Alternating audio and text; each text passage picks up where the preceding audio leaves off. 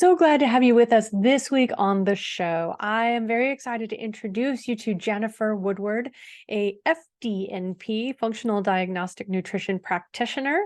And she is sharing her insights, her firsthand experience, but also in working with private clients and helping them navigate perimenopause and the transition to menopause with less physical and emotional frustration through her work in functional therapy. So let's learn how we can naturally support our bodies with less stress to have an easier transition. For the ladies in the house and the men who love us, this one's for you. Thanks so much for tuning in. Living in a stressful world doesn't mean you have to give up on happiness. Instead, you can shift your perspective of stress and discover how to live your life in flow. Welcome to Happified. I'm your host, Susie Vine. Join me for inspiration and interviews with folks who are shining their light in the world in the areas of positive mindset, health, and wellness. I'm so happy to have you here. Welcome back. I am so happy to have you with us this week on the show for what I know is going to be a really important conversation. Ladies, be sure you're tuning in. The men who love them or just want to have a little bit of context, you're all going to want to be tuned in for my conversation today with Jennifer Woodward. Jennifer holds a Master's of Science in Integrative Nutrition and is a certified functional diagnostic nutrition practitioner and board-certified functional wellness coach. She's all about the big picture and drilling in on the details. Jennifer is the executive director of the Association of Functional Diagnostic Nutrition Professionals, where she is mentored by course creator Reed Davis. You might recall him from an earlier episode. And she's also the creator of the acclaimed FDN Business School, and she loves getting to help new FDNs thrive professionally. And we need these ambassadors out in the world who are cracking the code to help us feel better. Jennifer was recently a quarter-long guest lecturer and a graduate endocrinology at Parker University, and also completed a 3-month-long internship with Dr. Kieran Dunstan, getting hands-on training in women's hormones, a little peek into what we'll be diving into today. And she loves to be active with her husband and there for kids. Jennifer, thank you so much for carving out time to join me. I know it's a busy day around the house, so thanks for hopping online with me. Hey, Susie, I'm so excited to be here. I've really been looking forward to this. Thanks for having me. And I think that all of the women who are listening in or watching can relate to being really busy. I think that your brief bio gives us just a little glimmer of how busy you've been in your career. And with 4 kids, we can only imagine. So how did you come to this space? How did you make space to create this whole career, this focus that you've developed and you now love so much? I really do love it. And I think, as with most things, especially for women, it really did happen organically. So when I first came to this space and was trained as a functional diagnostic nutrition practitioner, man, that's a mouthful. We say FDNP, right? But that's what I am. Going through the course, I was having my own hormone issues. But at the time, I was a really young mom. I had 4 kids in 6 years. And so after the birth of my 3rd child, my hormones just shut down. They were in overdrive. So I started having panic attacks. I had terrible insomnia. Couldn't lose my baby weight. My hair was falling out. My digestive disturbances were getting worse. My mood was all over the place. And I was exhausted. I wasn't sleeping. And consequently, that just gave me this fear that I wasn't going to be able to take good care of my family. That was my job at the time, my one job. And I felt like because there was something so terribly wrong with my body, I couldn't do what I was supposed to be doing. And I went from truly doctor to doctor. I went from 2 different general practitioners to an OBGYN, to a chiropractor, to a naturopath. And none of these people could tell me what was going on with my body. I remember getting offered Wellbutrin and Lexapro and birth control. And I thought, oh man, I'm nursing this kid. I feel like I probably shouldn't be on those medications, but what do I know? So elected not to take any of the medication, just push through it. And if anyone's dealt with any of those things, there's really no pushing through it. So one night I remember being on my computer late at night, not being able to sleep again, came across something called functional diagnostic nutrition and realized that holy moly, there are people out there in the world that can use functional lab work, real data to understand what's going on specifically with people's hormones and digestion. So I'm like, oh man, I'm sold. I would ask my husband, hey, can you finance me going back to school again? Because I feel like I need to do this. And he said, data? Sure. Yeah. Evidence-based. Yeah. I'm all about that. So that was a genesis of me coming into the space. But then truly my clientele, the women I've worked with for the better part of a decade, we're all going through perimenopause at the same time. So things that I was doing in my business at the beginning started to look different and shift a little bit more differently. Now I'm not necessarily dealing with new moms. I'm dealing with women who are going through this life transition that's very confusing, very overwhelming. And it's really become my passion and my specialty to assist women going through that change from their reproductive years into perimenopause and then beyond into menopause. And I think too, so many women are having their families later. So I imagine there's an overlap, and that even is more chaotic when you look at that hormonal fluctuation of starting a family, going through childbirth, and then that perimenopause coming so much more quickly on the heels of it. It used to be a little more defined and separate, and now they can even be sitting on top of each other, which would make it even harder to untangle. And I appreciate too, you went from Western medicine to into some more complementary modalities, and chiropractic care and naturopaths are phenomenal for what they do, but not always able to really land on exactly what is the root cause. You can spend a long time in an intake with a great naturopath and address a lot of issues, but you're still taking the time to peel away the onion. You resolve this and reveal this. Whereas when you've got some labs that just shine a spotlight on something, it's, oh, then we will start here. Let's move the needle. It's such a relief to finally say, this is where we can take action. And I've heard that so many times, not only from my own brain, going through the course and running these labs on myself and finding so many problems that I would never have known were there, like a parasite or completely tanked adrenal hormones or non-existent estrogen in a 34-year-old, things that you just wouldn't think about. Those were some of my root causes. But running these labs on women, they will sit in my office and I have woman after woman just literally start crying because they've been told for so long, nothing's wrong with you. Your labs look fine, your thyroid's normal, come back in 10 years and just eat more fiber after a colonoscopy. So I really empathize deeply with women and their plight when they realize after a while that something's really wrong, but they can't get the answers they need. So being able to use that lab work to suss out and provide some of those answers for women, just it is so deeply encouraging and satisfying as a fellow woman, frankly, not just as a practitioner. And as someone who's been on the other side of the table, Yes. to be able to say, yes, it's not you, it's not in your head, it's this greater picture. Yeah. Beautiful. There's one thing you said, I just thought it was so interesting because it hasn't come up in conversation before, but you brought up the point that women really are having their families a little bit later. We're prioritizing our careers. We just are single a little bit later. And so it's so interesting to think that to put off having a family for a while, most women tend to be on birth control of some way, shape, or form. And you know what that does, especially if you're on the pill or an IUD like Marina, it shuts down your ovulation, shuts down your progesterone production in your body. And one of the hallmarks of really crappy perimenopause is extremely low levels of progesterone. When I look at and see these intake forms of woman after woman who have told me I've been on the pill for 10, 20, 30 years, and I realize they're in their 40s now and they've had no progesterone production for 3 decades, that's really going to increase the symptoms that are starting to manifest during perimenopause. Cool correlation there, Susie. And thank you for bringing that up too, because I think, and as someone who was on birth control for decades, will Yeah. say, it's become default for gynecologists. If you have irregular cycles, if you're putting off starting a family for whatever reason, it's the easy go-to. And that's great, but we know some of the short-term complications or adverse effects. We don't know the long-term impacts. And so as you're talking about low estrogen, no progesterone creation in your body, how do those play together? Because I think in general, we think women have estrogen and we don't think about progesterone unless we're familiar with the ingredients of the birth control pill. Yeah. And there's two kind of important distinctions there. One, ladies, if you were on the birth control pill, doctors will tell you they're hormones, but they're actually not hormones. They're synthetic hormones. They're lab created hormones. So your body naturally has three estrogens, estrone, E1, estradiol, E2.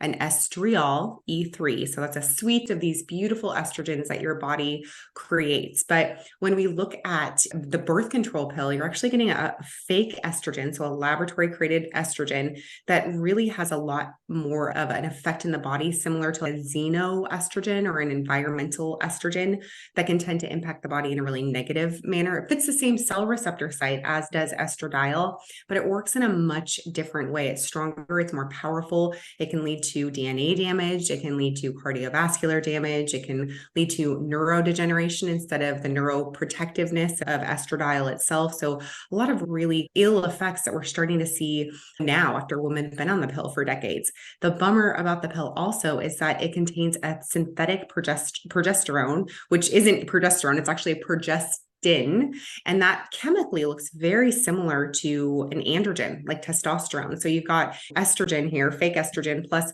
fake, essentially testosterone, which can lead to blood sugar imbalance. It can lead to that hair on the face and in the chest and the neck that tends to come along with women who've been on the pill for a really long time. It can lead to weight gain and mood disturbances. And these are all sorts of things we see showing up in women who've been on birth control for a really long time. That's just the tip of the iceberg. We also have research showing that there is a strong correlation between taking synthetic estrogen and progestin and developing autoimmune disease later in life, because you've lost those protective effects of natural bioidentical estrogen and natural bioidentical progesterone. That's not to dissuade anyone. Like Susie said, I myself was on the pill for 20 years. I met my husband when I was 17 and was on birth control for a really long time. That's not to say that your body can't bounce back and heal. It's just to give you a framework as to what has gone on historically in your body and what you can protect your daughters and other women in your life from. Just let them know that there are options. Exactly. Our body has this extraordinary ability to heal, but it really helps if we know what we're supporting our body and coming back from. So if we understand that, we need to be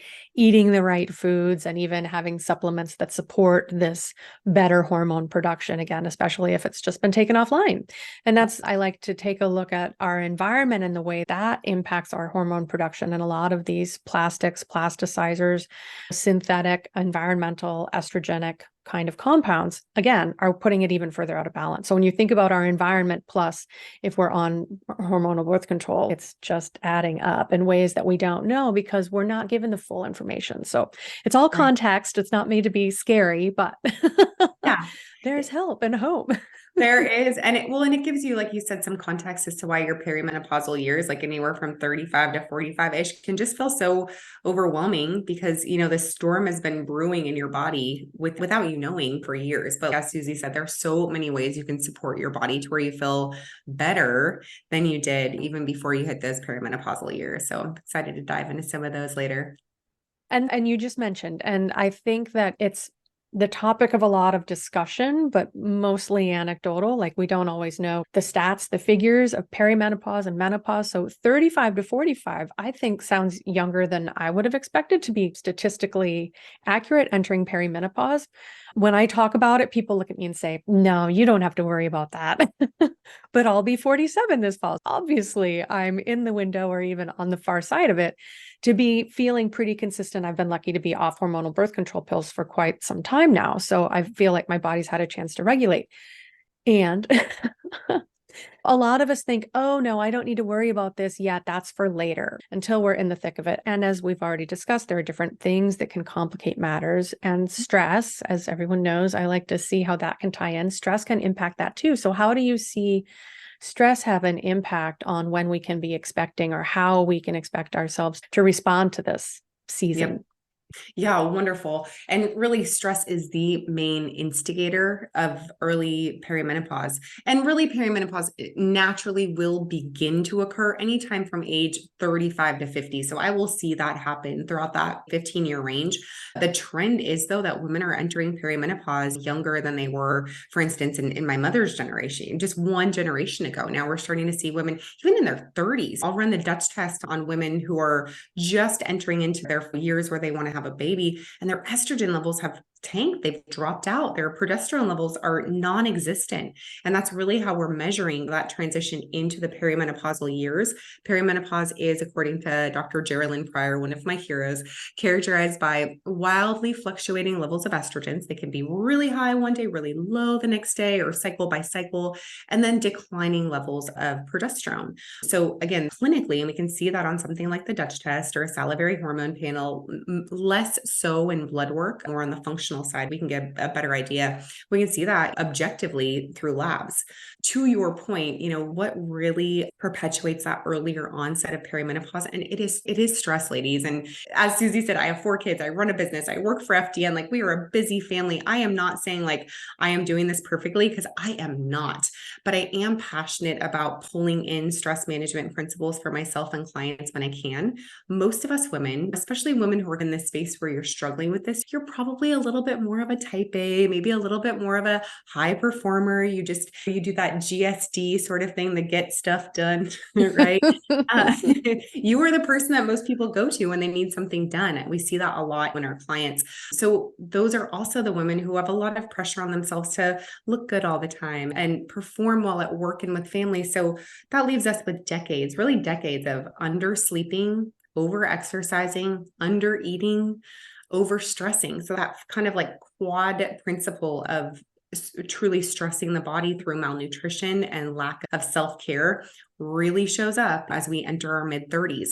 I always tell people, like, when I was in college, man, I remember I would stay up till 4 a.m. drinking with my friends, right? And then wake up after 2 hours, have some coffee, go to the gym. What? And then go to class and then go to work. You can do that when you're 18, 19, 20, 21, but the problem lies in that most women try to perpetuate that really hard driving lifestyle into their 20s and 30s, and the body just can't keep up. We do have finite resources. We're very resilient, but if we are pushing against all the resources we have, and we're dieting and we're over exercising like so many women are, it just starts to slowly shut down the body in the form of hormones. So it robs our body of the raw materials it needs, essential fatty acids, and then also amino acids, so fats and protein in our diet, robs us of those raw materials that we need to make a really beautiful suite or symphony of hormones, right? If we're not sleeping, then we don't have that rest and digest phase of the parasympathetic nervous system kicking in and making new hormones and cleaning out our brain cells and regenerating parts of the body that need regenerating. So you can see it makes sense when you think about it to that logical extent that we have to eat and we have to rest. And likely we haven't been doing that for decades. So it catches up with us in perimenopause. Yes. And then we're full tilt into careers or whatever else is going on. And the last thing we feel like we should give ourselves permission to do is rest. Take a nap in the middle of the day. Are you insane? What would the men in the office say, right? Because we've all kind of been sold into this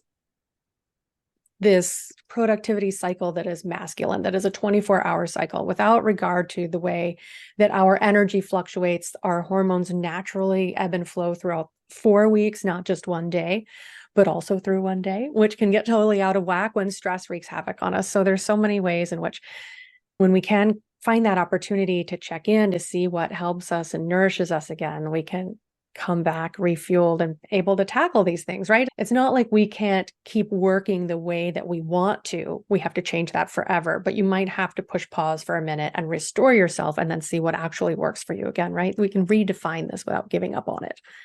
Yeah. Oh man, I love that. And I love that you brought up the concept of cycles and the fact that women are inherently different from men and that we have been sold a false bill of goods. I often with my clients talk about like ancestral nutrition, ancestral principles, which sounds very similar to what you're getting at. Like, what did your great grandma do? She didn't have an alarm clock. She didn't have blue light at night. She wasn't eating fake food that were 100-calorie packs. And she was more resilient. She ate to live. Like she had to go work the farm and kill a chicken and raise 6 kids. So she knew she had to have the energy to do that. So I always say grandma wasn't out foraging for no kale salads.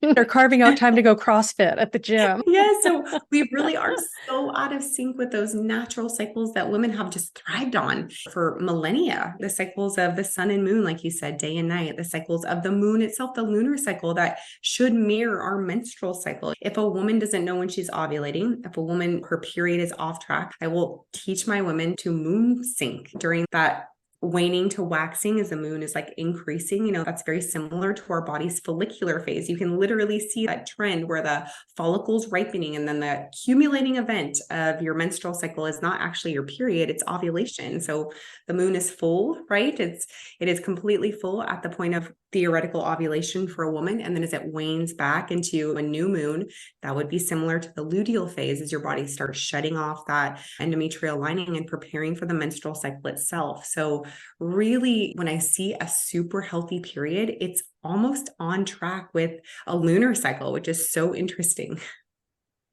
It is. We're mostly water, right? And my mom was a labor and delivery nurse, and I always knew, and we knew as a family, if she was on call when the moon was full, she was going to be going in. Yes.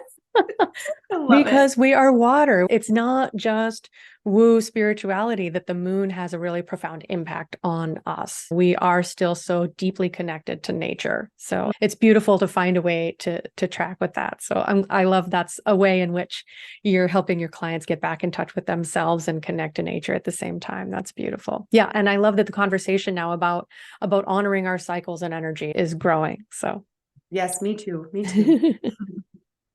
And we were talking about sleep earlier. We mentioned it really briefly, but you're talking about the sun and moon cycles. And how is that something that you see affected by people, by women in perimenopause? And is that something that is there hope for balancing that? Yeah, yeah, there is. Brought up this point in your late 30s, early 40s, you're most likely at the pinnacle of your career, be that inside the home or outside the home, whatever you're doing, you're probably doing it really hard at that point in time. And again, just what the world tells us is that we need to push harder and go faster. And that's a natural thing with children and work. Things just speed up. You never talk to your girlfriend at this stage in life and they're like, I'm so bored. Things are just slowing down. I never hear that from my 35 to 45-year-old friends, right? It's always things are crazy. It's happening so fast. And so pushing harder by staying up later, maybe getting up earlier, refusing, as you mentioned earlier, to take naps or rest, especially on days that are almost set aside for that, like Saturday or Sunday, when naturally, ancestrally, we would have slowed down just a little bit. Refusing to honor that natural flow of time that's available for us for rest can, again, put that endocrine system into overdrive and keep women stuck in the sympathetic side of their nervous system, that fight or flight side, instead of allowing that balance and that flow over to a natural kind of rebalancing of the parasympathetic nervous system. And truly, we can only be parasympathetic dominant if we are rested, if our heart rate is below 75 beats per minute, if our heart rate variability is at a certain number. That's going to differ for most people, but where your heart rate variability is high and your body is resilient, where you can actually digest your food instead of feeling like you've got more tummy troubles and bloating and food sensitivities, where you can fall asleep instead of being that manic insomniac like I was for almost the better part of a year when my hormones were in disarray. So just that continual push to not allow yourself to fall into alignment with the patterns that are available for us on a 24-hour diurnal pattern. Diurnal just referring to sleep wake, is going to intensify the symptoms of perimenopause and also encourage an early onset of perimenopause itself. Double whammy. Huge bummer. And again, we don't need to invite this earlier than necessary, right? Mm-hmm. Because the natural flow and cycles of our hormones are ideal, optimal. We want to sustain that as long as possible. Not that menopause is something to be afraid of, and we don't want to artificially delay it, I think. But we also don't want to be inviting that earlier and younger in our lives when we are still so engaged and busy and committed.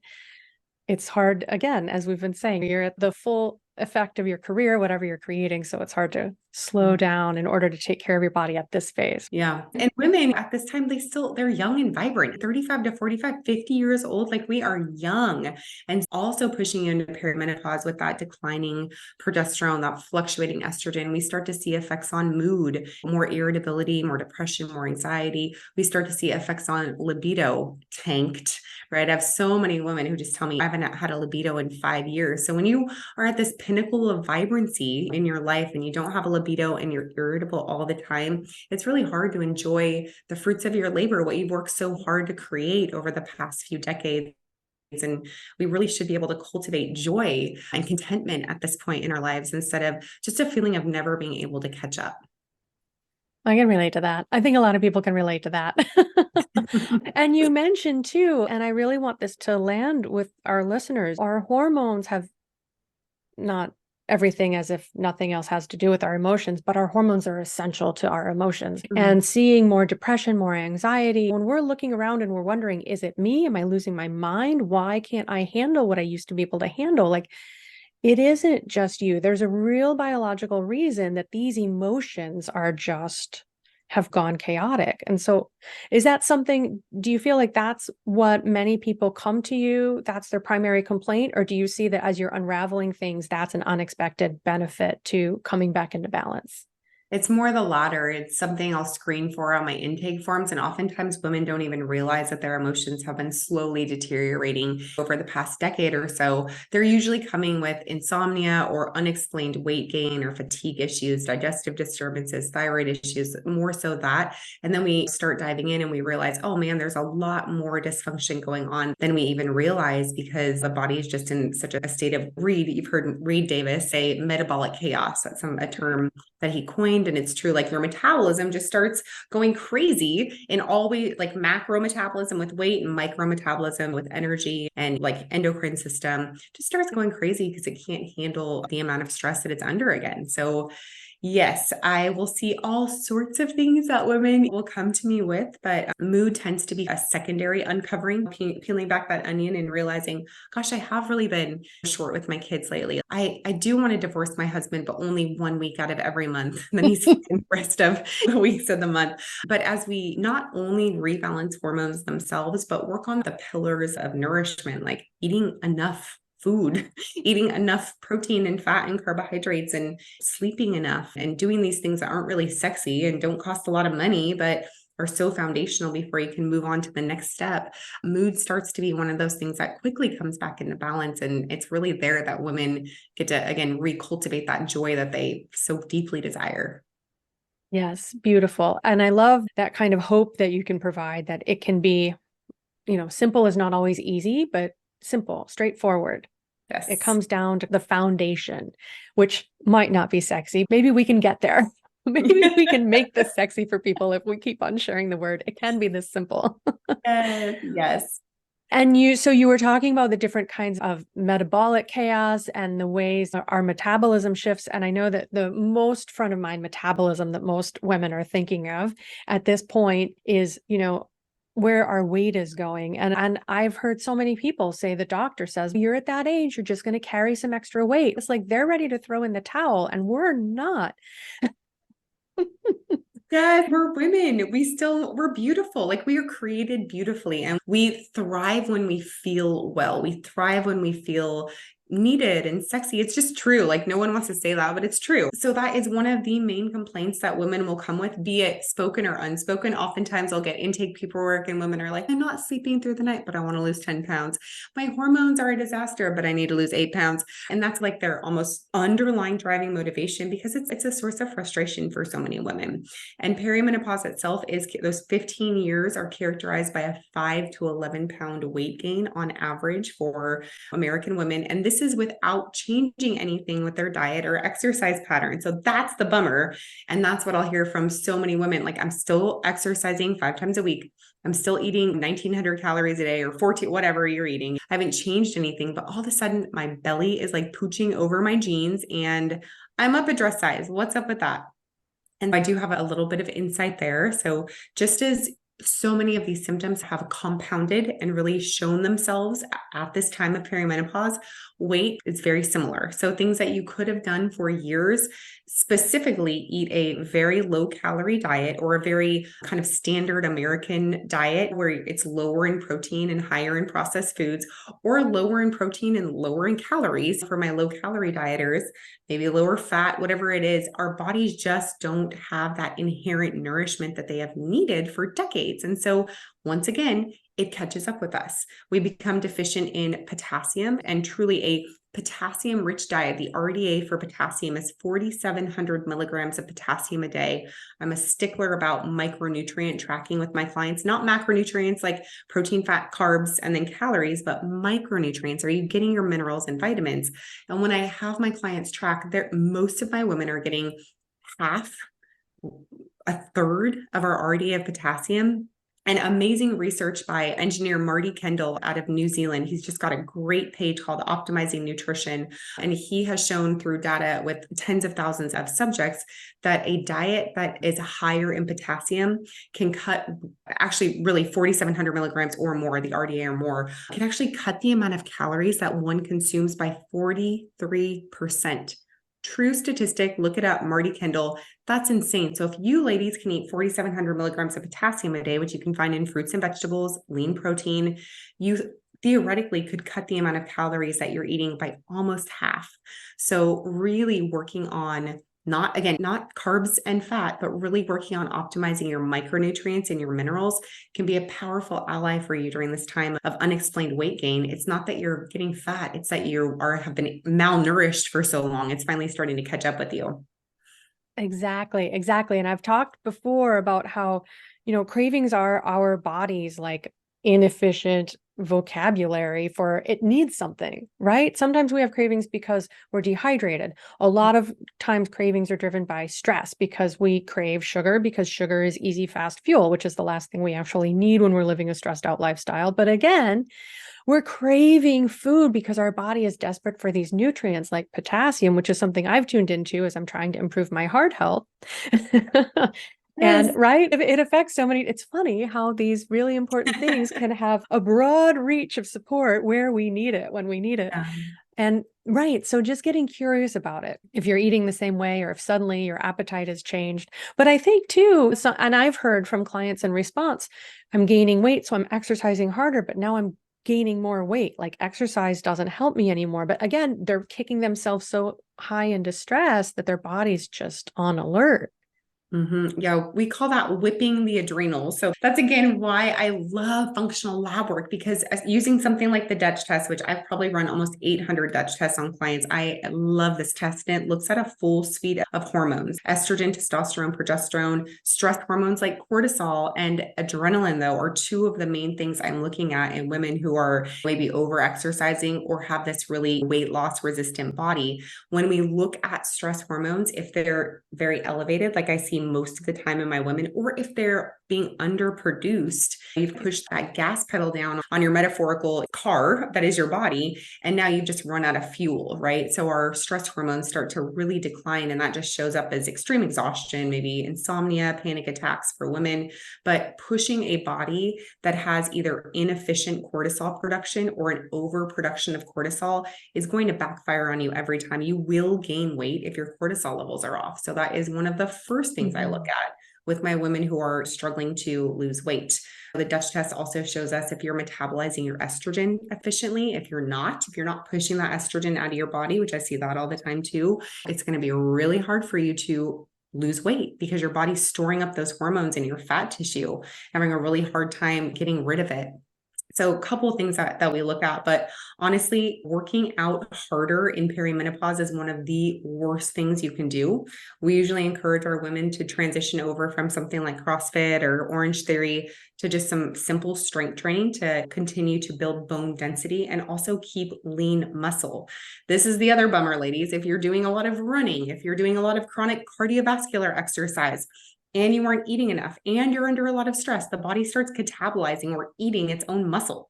So now you're feeling flabbier because you are flabbier, you have less muscle, therefore you burn less calories, therefore you put on more weight. So I really never recommend cardiovascular exercise to an extensive degree for my perimenopausal women. It's like I ride my bike around my neighborhood 3 times a week for 30 minutes and I walk 10,000 steps a day. That is my cardio at this point. I lift heavy 3 times a week and I feel stronger and fitter than I have since I was 18 years old. So it really can be a powerful tool in your toolbox to shift your mindset in perimenopause and really, like I said, start feeling better than you have. Well, and like we were saying earlier, when we think about how our great-great-grandmothers thrived, it was because they weren't glued to a desk and a computer all day. And they were up, they were moving around, they were working in the garden, they were moving about the house. Consistent movement throughout the day is what our bodies were designed to support, not powering out or pushing ourselves to the max at the gym 3 days, 5 days, 7 days a week, thinking I'm going to come out of this stronger, and just like limp on the floor at the end of that workout.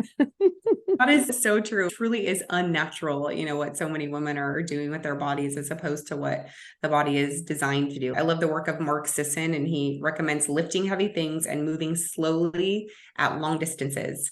Just those two kind of functional fitness interventions for women can be very powerful because, man, I want to be able, I want all of my 4 kids to have at least 4 kids. I want 16 grandkids.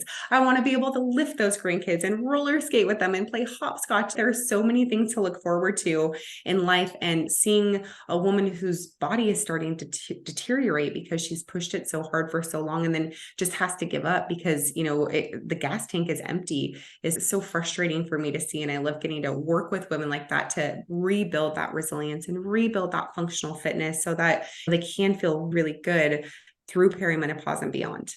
Beautiful. And I think we all can. I think we can restore hope in that vision. Like, it's not a pipe dream. It's not, for some people, not us. We can start small, and with educated insights and a plan, we can feel better now than we did 10 years, 20 years ago, when we were pushing ourselves to the max, shorting ourselves a little bit on sleep, eating the convenience foods, because we've been able to get away with it until now. I would love to go back a bit because hormone replacement therapy is coming back into awareness. I know it's something that a lot of our mothers were on, and then for a long time it was big taboo. Don't go there. It's no good. And now it's coming back. And so can you give us a little bit of insight as to what you're seeing in terms of bioidentical hormone therapy, birth control, and that format that we've already referred to, hormone replacement? And do you see any places we should be cautious or have more hope than perhaps we have in even recent kind of awareness?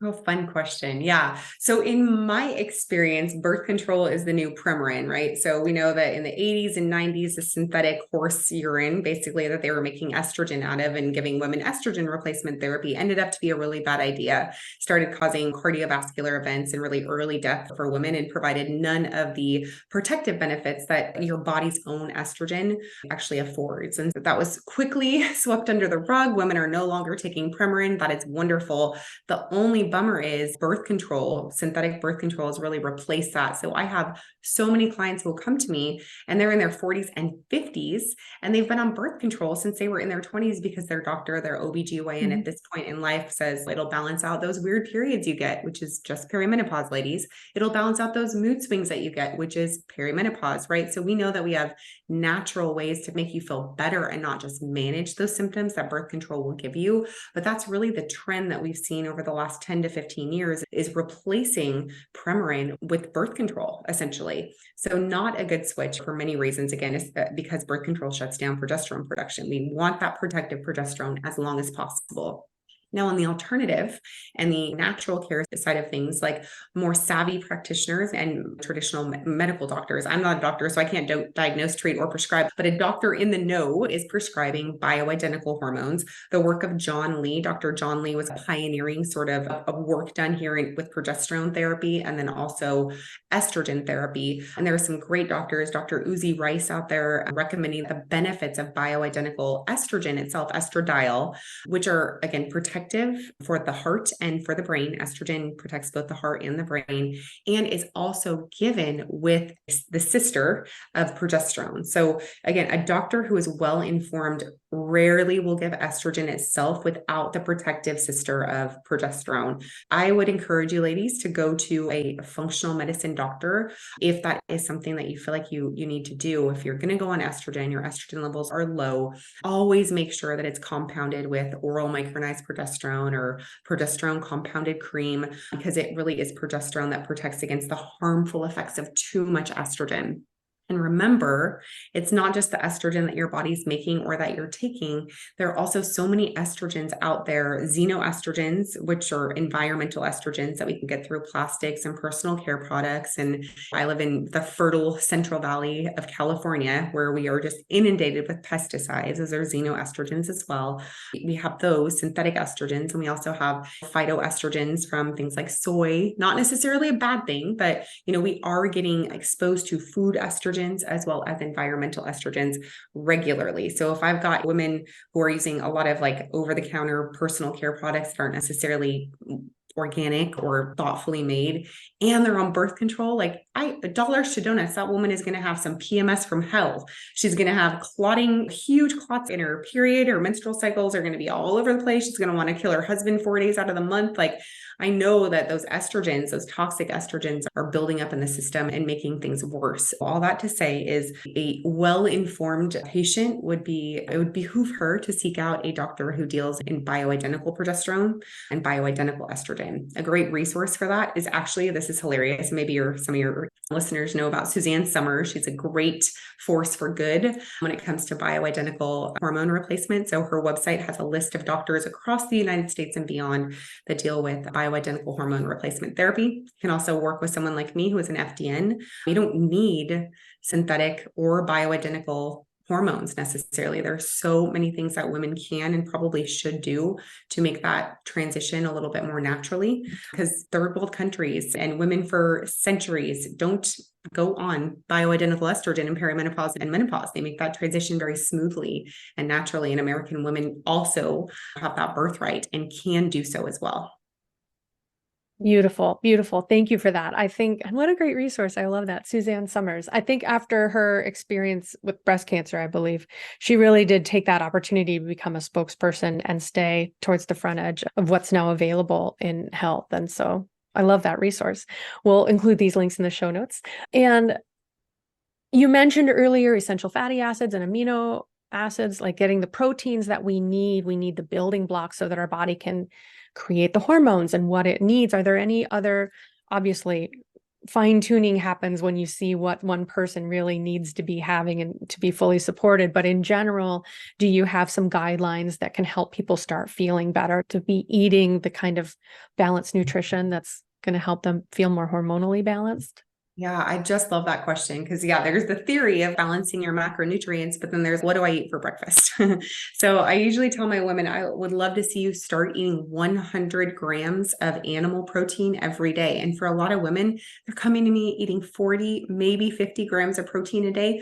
No wonder they feel so cruddy, like their body's malnourished. And so working toward that 100-gram mark is almost like the magic switch for a lot of women feeling better energetically and from a mood standpoint. And I always tell people, like, get what you are comfortable with. Like, obviously the gold standard is going to be organic pastured eggs and wild Atlantic salmon and really thoughtfully raised beef. But I have 4 kids and sometimes I buy my tri-tip from Walmart. I do, because it's more important for my family to get that protein than it is for me to spend $400 on one dinner. So do what you can and don't feel bad about the things you can't do. But getting that animal protein is really helpful. Inexpensive animal protein sources. I actually eat a can of oysters from Amazon a couple times a week. I live in the country and my sister lives down the street. My nephew brings me eggs from his chickens, but you can get eggs from the grocery store. Obviously, it's a great source of choline. It's a great source of vitamin A, D, E, and K, great source of both fat and protein. It's a very balanced food, the egg.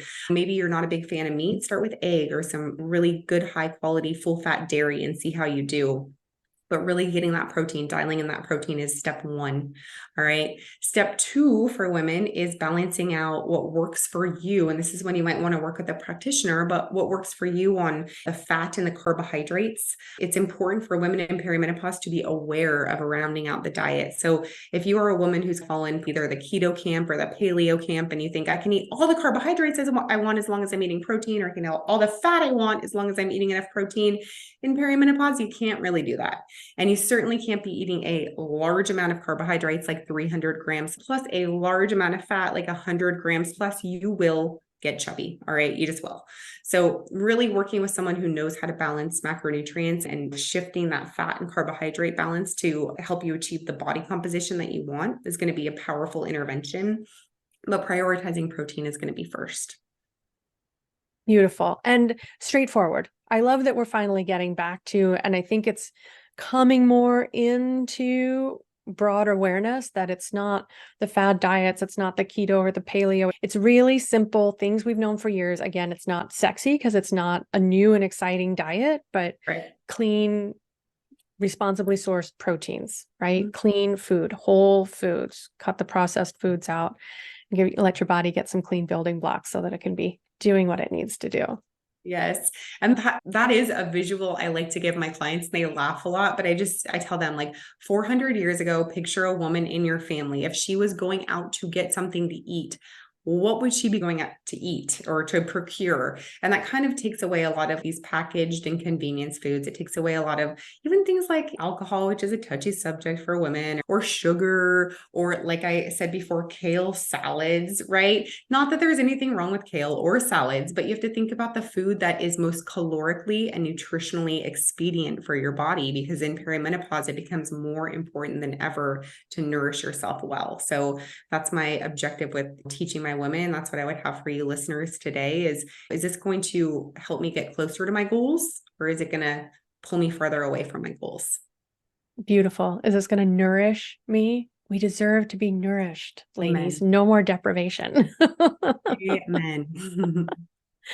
Beautiful. And as I said, I'll have links in the show notes, but tell our listeners who aren't right in front of words right now how they can get in touch with you if they'd like to learn more.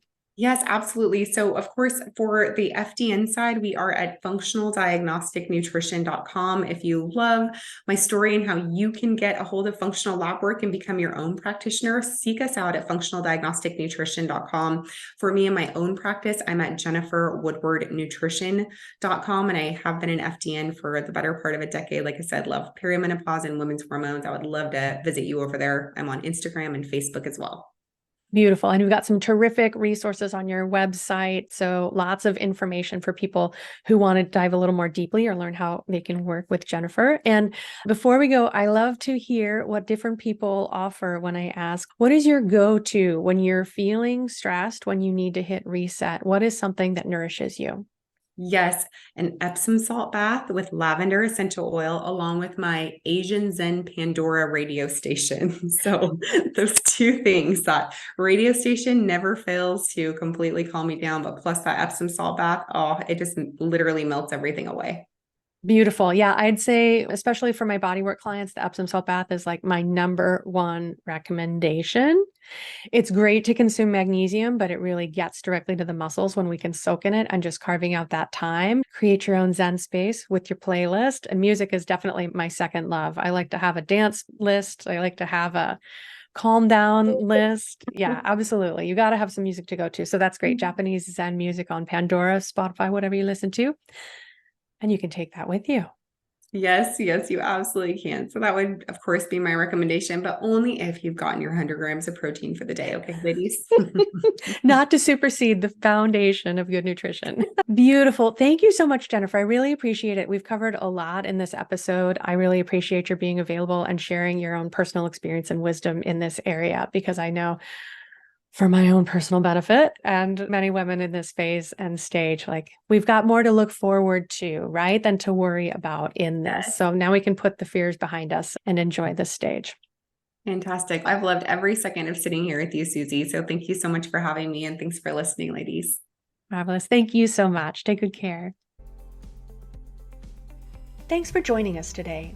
To learn more about living life with less stress and more flow, visit happifiedlife.com. Subscribe on your favorite player to catch the next episode as soon as it's out. Sharing really is caring, so please rate and review the show while you're there. And if you know someone else who would love it, please pass it along. Until next time, my friends, keep on shining.